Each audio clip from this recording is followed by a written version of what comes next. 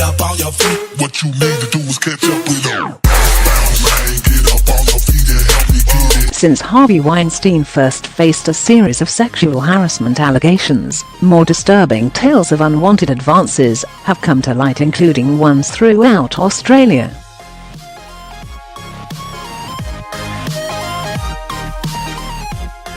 So what behaviour is acceptable in their workplace, and what is viewed as crossing the line?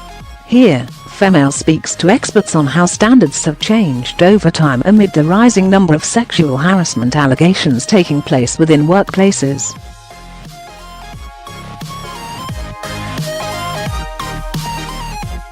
On Thursday, Inks' guitarist Kirk Pendley said he preferred the 60s and 70s because men could slap a woman on their backside without consequences.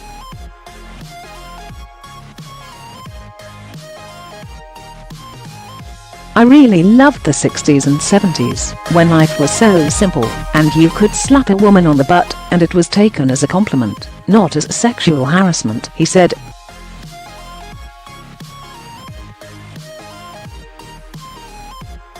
Speaking to Daily Mail Australia about Pendley's remarks, Perth-based dating expert Debbie Rivers said it was not unusual 20 years ago.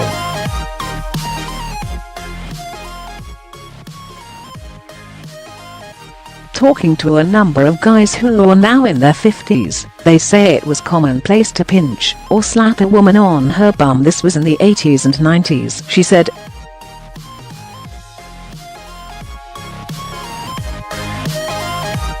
Now, they wouldn't dream of doing that as the world has changed, and there are sexual harassment laws in place.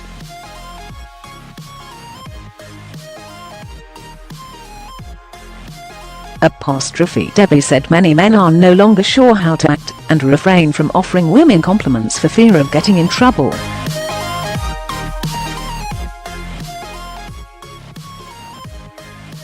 But she said they should not be discouraged from offering respectful compliments and manners such as opening a door or standing aside for a woman to enter a lift, which are still seen as acceptable acts.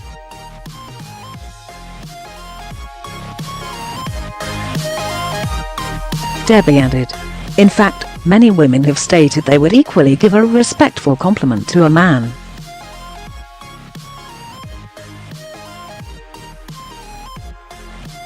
It also seems to be a generational thing, as in school nowadays, it has been ingrained with respecting personal rights.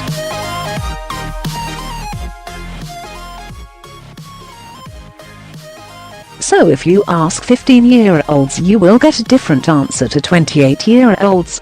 Relationship expert Melissa Ferrari said a good guide for men to follow before complimenting women is to ask themselves if it's a comment they'd make to their mother or daughter, and to not be influenced by drugs or alcohol while doing it.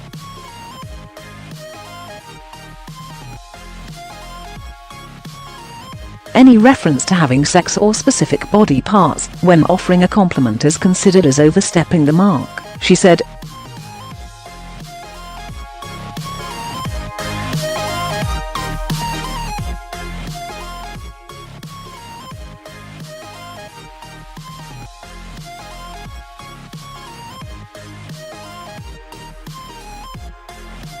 It can feel objectifying. Hold back and wait and see what emerges, and get a feel for the tone of the conversation, Melissa suggested.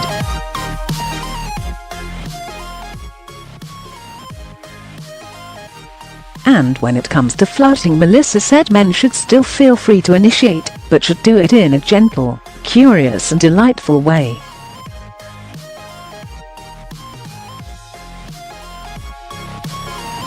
I think the point that flirting becomes not okay is when it is staring, making comments that are rude, or commenting on a woman's appearance.